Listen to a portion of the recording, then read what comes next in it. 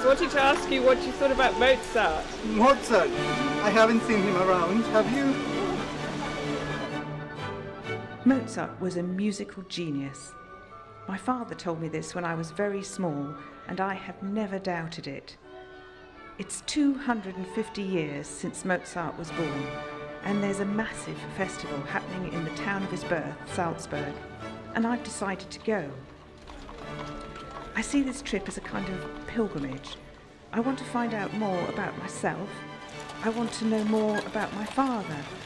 And I want to find out something about why people are inspired by fantastic music, or feel more at peace, or have feelings of transcendence that so many people talk about when they speak about the music that they love.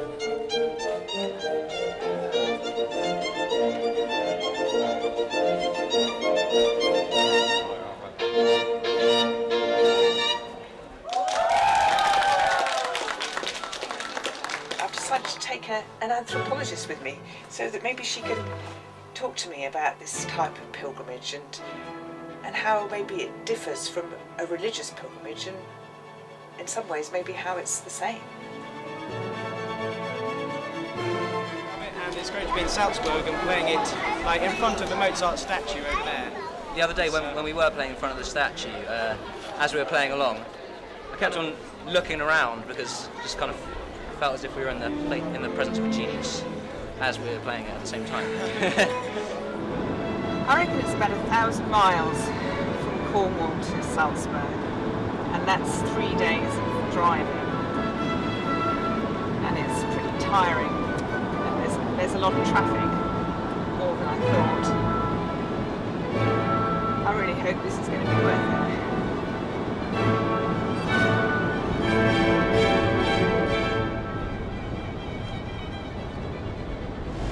700 miles.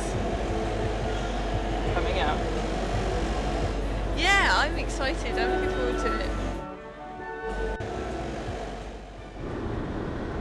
The drive is long, the landscape is beautiful, and finally we arrive at our destination, the birthplace of Wolfgang Amadeus Mozart, a very musical city.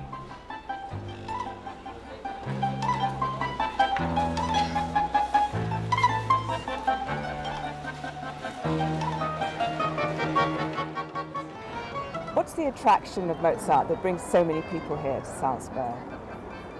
Probably Mozart's biggest talent was that he could write music for everybody, you know, no matter where you grew up or how you live. And even people who are not so fond of classical music, they still like Mozart because his music is so light and pleasant. And people who deal more with it, they can appreciate the subtlety that he put into his works and the feelings and the emotions that are behind it. Now, why people come to Salzburg is because they want to feel his spirit here, and they want to see how he grew up, and they want to find out what might have influenced him and his works. And they also love to go to concerts here.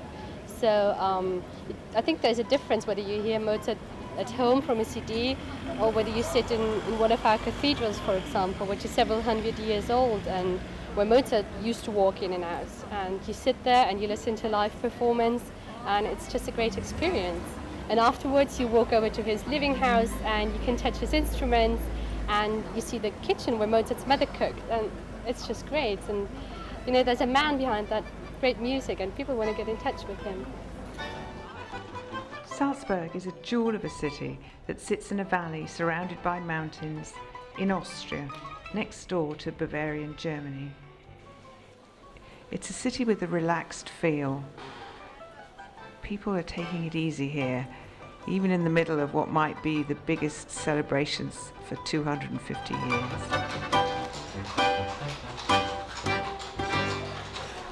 I've been in Salzburg for 3 days now, and the most extraordinary thing about it is that the whole town is full of music and everybody is just completely into the music. But can this trip really be a pilgrimage? And can I call myself a pilgrim?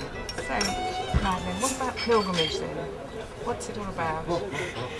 Well, what characterises a pilgrimage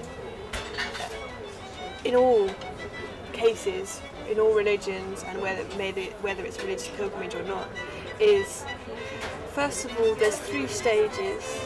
The stage of separation, which is about leaving your home and leaving all your mundane reality, your daily activities, your family, your friends, your job, all that kind of stuff. So there's a break there. You move then into this transitional period, which is a different kind of reality. It's a different experience from your everyday life. And this transitional period is the pilgrimage itself. It's the journey, the going to the place that has your focus, that means something to you. And then there's the reintegration period, when you go back to your normal life but changed in some way, different as a result of your experience. This is meant to be, well, in fact it is a holiday for us, but we get just as much enjoyment playing this on holiday as we would at any other time, so we just do it on holiday as well. The locals in Salzburg say that this city is a shrine for Mozart lovers all the time, because he was born here, he grew up here. But particularly now, at this time in this year, his anniversary year, and this summer with the city putting on all these events, all of his operas, all kinds of concerts, his music is just saturating the place, and walking through the streets you just hear it all the time. And so it's particularly special for people who love Mozart to be here right now. Has, yeah, a very special feeling, a lot of meaning for people.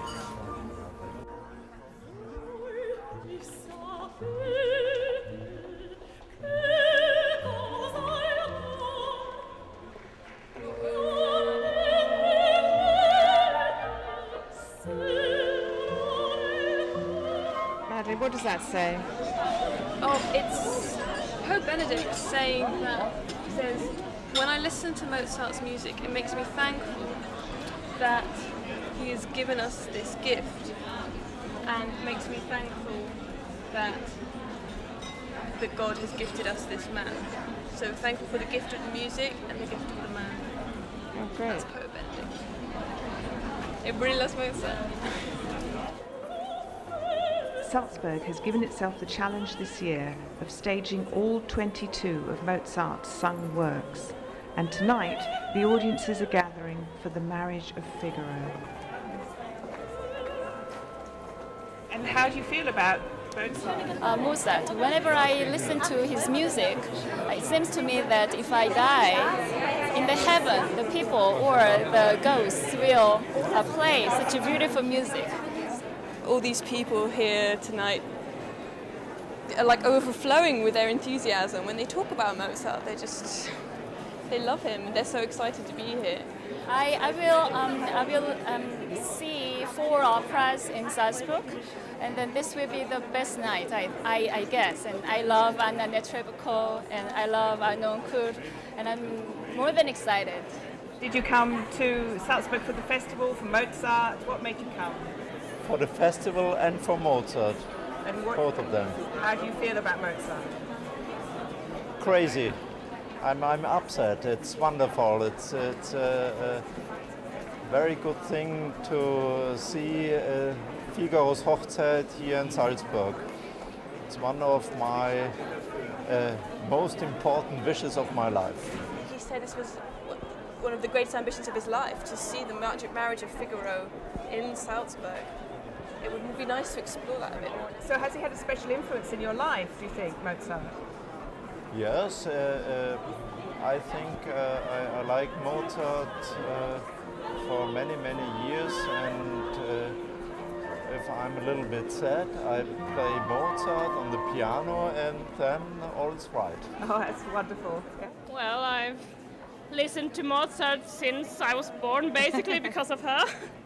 And I was the one with the enthusiasm for opera, and it's kind of contagious. And so I convinced her to pay a lot of money to get us here.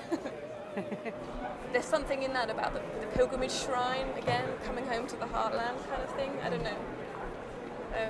Maybe that's my interpretation. Actually, I have been a fan or enthusiast for many years, for 20, 30 years. And I have collected a little literature, and I have lots of recordings, and now during these, what would I say, maybe last 5-10 years, I have found operas. I have always loved his music, symphonies, piano concerts, etc. But now we are very concerned of the operas, the late operas especially. While Figaro sings at the House for Mozart, at the residence, the Camerata Salzburg are rehearsing the first opera that Mozart ever wrote when he was only 12 years old.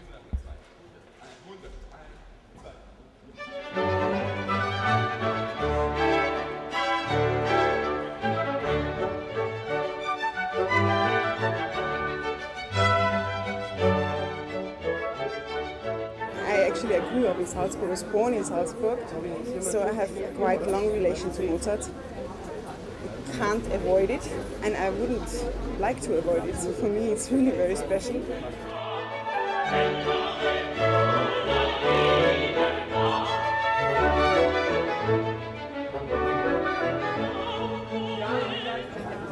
I can get fed up by other composers, but Mozart is different. This year, of course, we have a lot of Mozart, but it's like being drunk and then having a hangover maybe next year for a short time, but then we'll drink again, we'll have party again, so you never get fed up by it.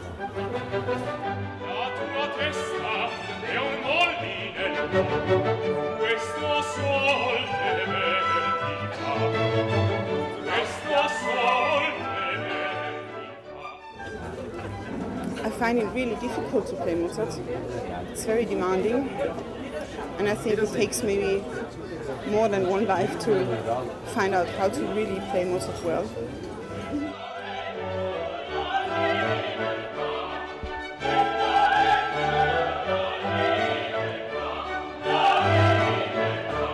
If a person is closed and doesn't dare to open, this person will not really be able to play Mozart well, because Mozart demands a really very open being.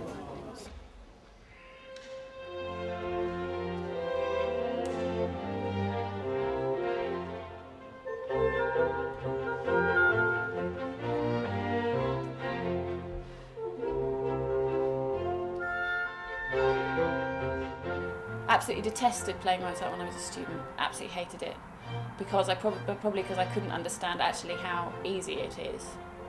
I think as a young musician you try and put your own stamp on things and try to be an individual and try to...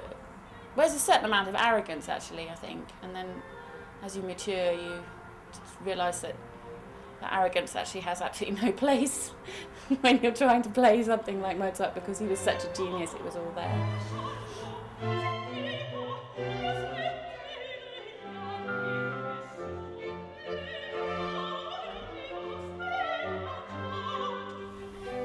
Just lately, but it was just because we played in church, and this lady came up to me and just grabbed me and said, "Thank you so much.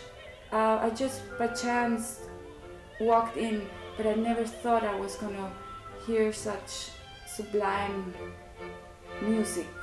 And I was really cut by the moment. And if you see such reactions, and that's what do you want? It's fantastic.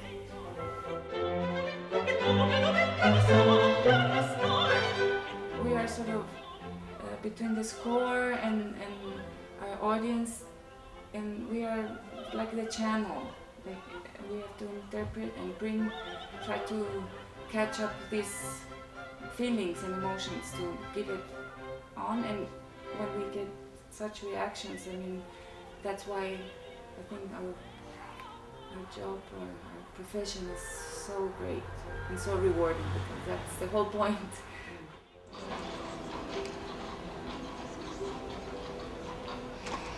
I've been thinking a lot about my father since I've been in Salzburg, and how the first time that he came here was just before the Second World War broke out, and he'd come here from Chile, for the first time, and was amazed by the cradle of civilization that is Europe and the Middle East, and Salzburg is an example of the best of everything in art and music. And this was a time of rising tension in the world, like there is now, turning on the television every night and seeing all the killing going on and wondering maybe what's going to happen now, what's going to happen next. And being here in Salzburg, in the town where one of the greatest composers that ever lived was born. Such a contrast.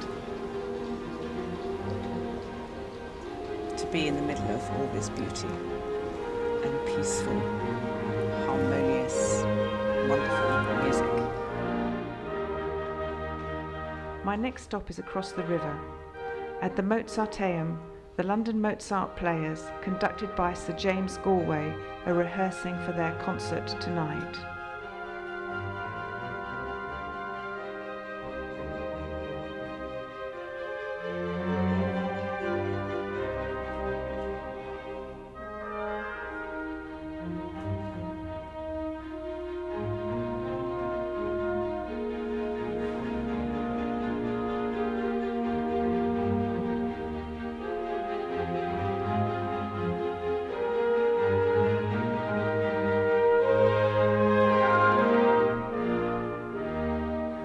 I think Mozart is one of the most universal of all composers. Something I find fascinating about him is that he was, I mean, obviously he was this sort of incredibly great genius, really, but yet he remained very, very interested in the ordinary things in life. I think if you look at his letters, there's no great sort of moralizing in any of the letters, or there are no great testaments being written. And if you look at the operas, all of the drama in the operas like Così fan tutte or Marriage of Figaro or even Don Giovanni to an extent is driven by ordinary human emotions, the kind of thing that everybody feels, and in most human being, most of us can relate to very, very clearly. And I think that's what makes him so special to me, is actually the fact that he is somebody that actually explores ordinary lives but does it in the most fantastically eloquent way.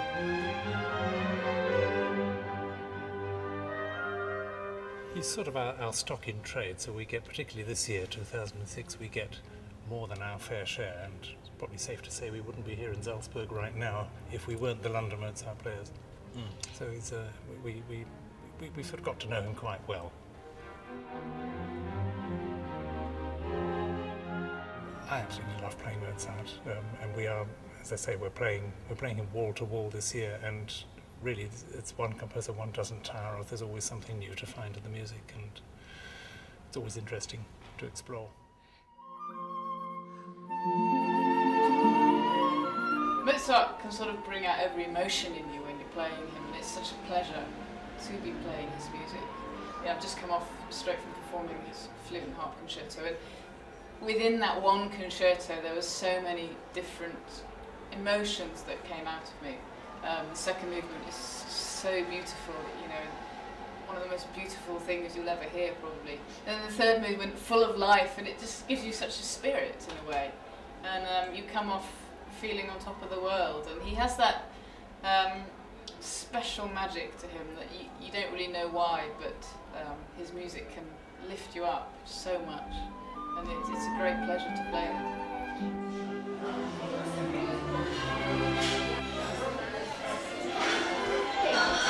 It's interesting what Katrin was saying about losing herself in the music when she's playing,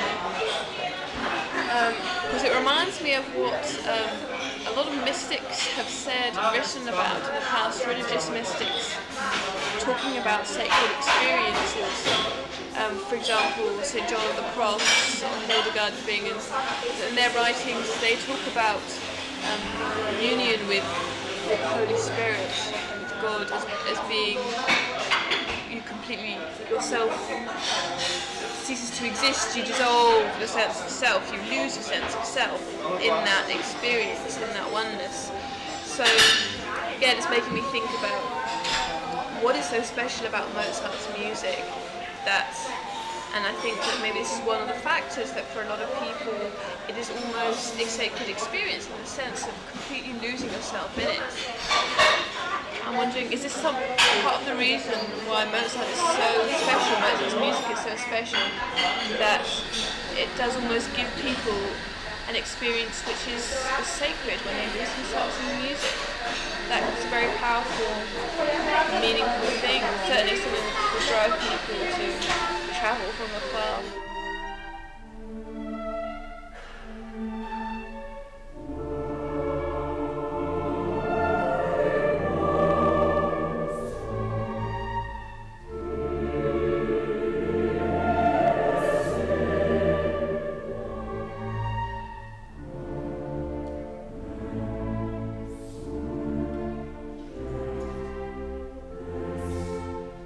Mozart's most poignant work, the Requiem, unfinished as he died while composing it, aged only 35, is being performed tonight at the cathedral.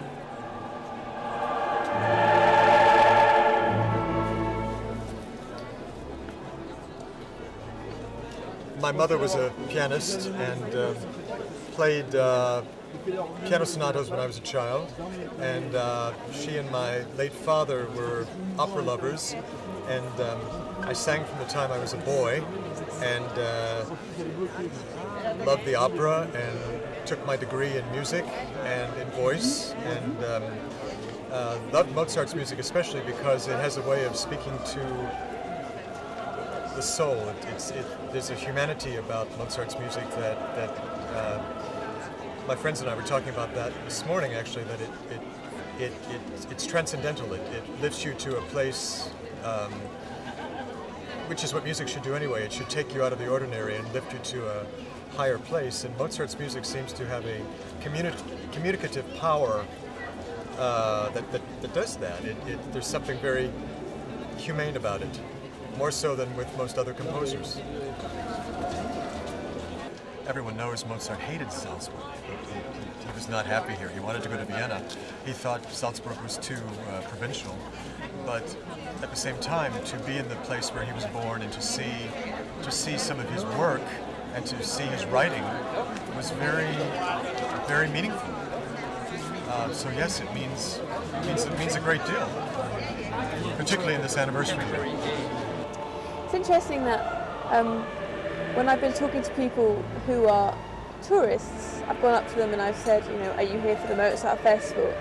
They've not been interested in talking. They kind of backed off and sort of gone, no, we're just here because we're tourists. And they've not been friendly and they've not been open to a conversation, whereas every time I go up to somebody who is here for Mozart, for the music, and I say, are you here for the Mozart Festival? They're like, yes, and their faces are more alive with the expression. And they're really willing to talk.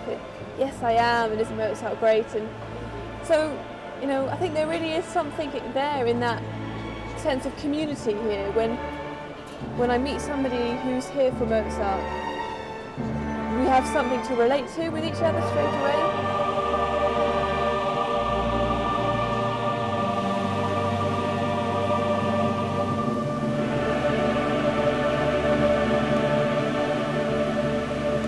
I guess one of the important things about pilgrimage is that you're away from home, that you've made a big effort to get to the place you're going to, and that it's not easy.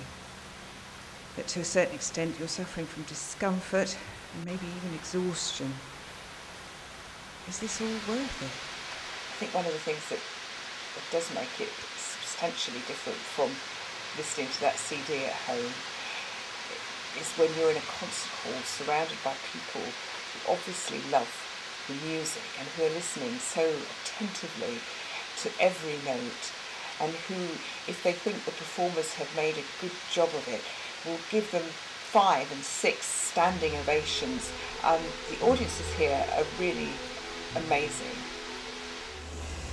The thing that people talk about more than anything else is how the music of Mozart makes them feel.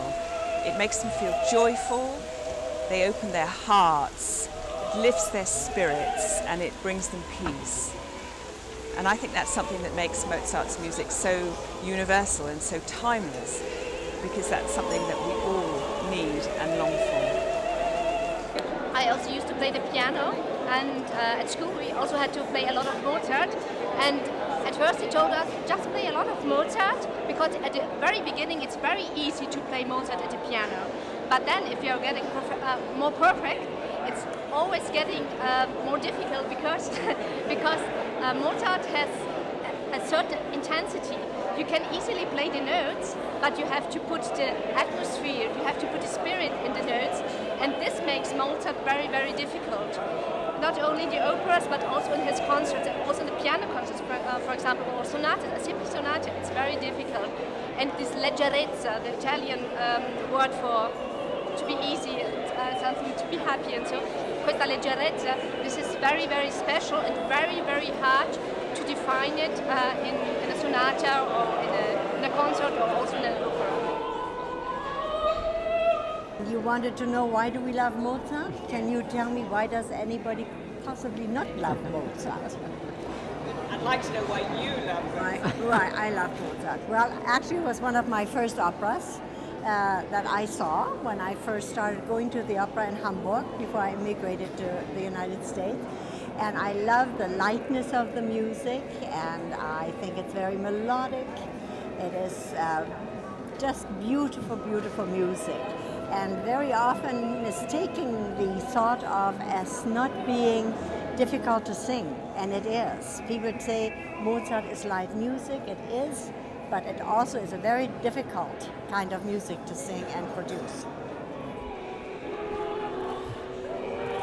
For each individual, whatever aspect of his music they're finding in it that's moving them, it is an ideal in some senses, and that is what a pilgrimage is. It is a journey in pursuit of an ideal, or particularly a journey to a place which embodies that ideal.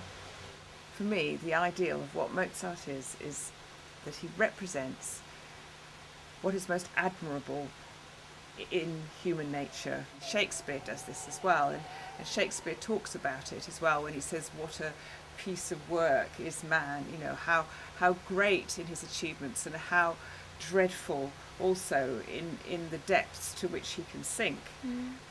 And that's, for me, is the ideal of coming to Salzburg, is to spend a little time thinking about how wonderful and beautiful people can be. Being in Salzburg on this trip has really fulfilled my expectations and exceeded my expectations. I was worried that there might be too much kitsch or too much commercialism, but actually there isn't. What there is more than anything else is people with a passion for music, a passion for Mozart, and this unites them and makes them into a sort of a family of music lovers. And I've felt part of this while I'm here, and it's been great. I've really, really enjoyed it.